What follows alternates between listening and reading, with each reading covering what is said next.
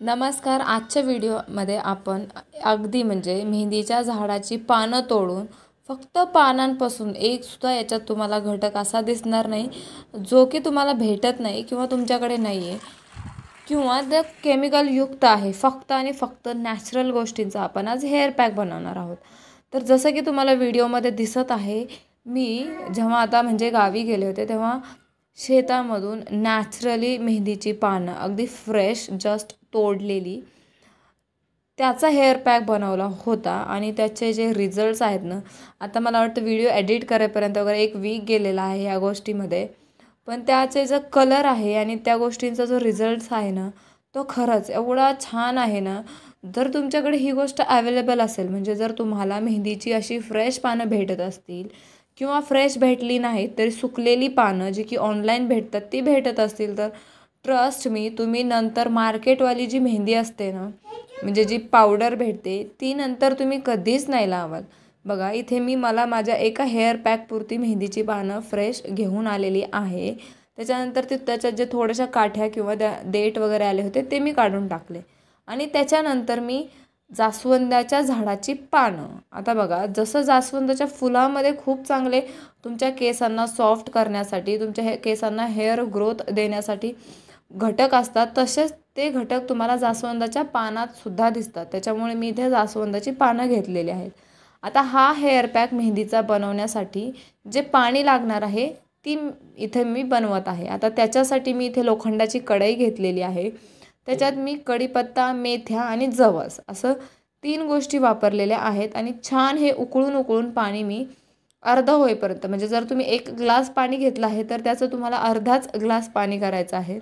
इथपर्यंत ते उकळून घ्यायचं आहे. आणि याच्यानंतर म्हणजे जर तुम्हाला मेहंदीमध्ये अंडे वगैरे टाकायला प्रॉब्लेम असेल ना, की अंड्याचा कोणाला स्मेल वगैरे येतो, तर हे जे पाणी आपण बनवलेलं आहे ना मेहंदीमध्ये बारीक करण्यासाठी किंवा त्याची पेस्ट बनवण्यासाठी, हे बेस्ट आहे. ते हे तुमच्या केसांना एवढं छान म्हणजे सॉफ्टनेस वगैरे देतं ना, जेव्हा तुम्ही हे वापराल तेव्हाच तुम्हाला कळेल. मी सांगत आहे म्हणून नाही, एकदा ट्राय करून बघा. केसांसाठी तुम्ही किती साऱ्या गोष्टी ट्राय करता, तशीच ही गोष्टसुद्धा ट्राय करून बघा. याचे रिझल्ट्स नक्कीच तुम्हाला खूप चांगले भेटतील. तर ह्या आपल्या सगळ्या गोष्टी आहेत: जास्वंदाची पानं, मेहंदीची पानं, ॲलोवेराची पानं आणि हे बनवलेलं पाणी. बघा अगदी सोप्यात म्हणजे 4 गोष्टींमध्ये आपला हा हेअर पॅक रेडी होत आहे. जास्त काहीच लागत नाही आणि ह्या सगळ्या गोष्टी आपण लोखंडाच्या कढईमध्ये मिक्स करणार आहोत, ज्याचं की आयर्नसुद्धा आपल्या केसांसाठी खूप जास्त गरजेचं असतं. आयर्नच्या कमतरतेमुळे आपले केस लवकर पांढरे व्हायला लागतात. त्याचबरोबर केसांना तुमचे जे ब्लॅकनेस वगैरे येतं ते सुद्धा तुम्हाला आयर्नमुळेच येतं. त्याच्यामुळे लोखंडाची कढई ऑलवेज बेस्ट असते मेहंदी भिजवण्यासाठी किंवा तुम्ही केसांच्या रिलेटेड कुठली पण रेमेडी करत असाल तर. बघा सगळ्या गोष्टी थोड्या थोड्या प्रमाणात टाकून इथे मी हा हेअर पॅक बनवत आहे आणि जेव्हा थोडं बारीक झाल्यानंतर मी त्याच्यात आपण बनवलेलं जे पाणी आहे ते टाकत आहे. आणि तुम्हाला या पाण्याची विशेषता माहिती आहे का?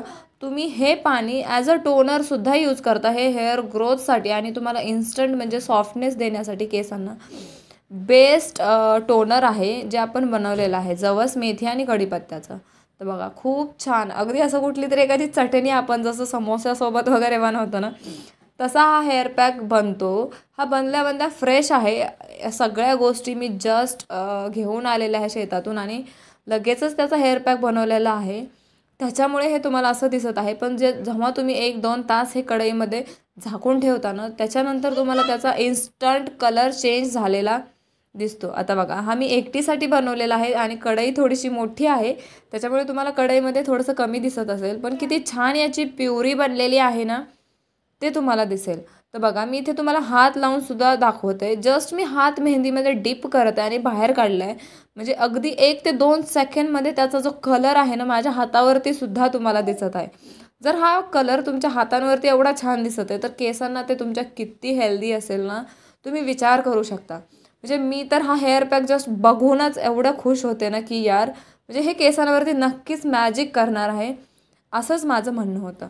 तर चला यात आता हा हेअर पॅक आपण थोडा वेळ 1 ते 1.5 तास आपण झाकून ठेवूयात.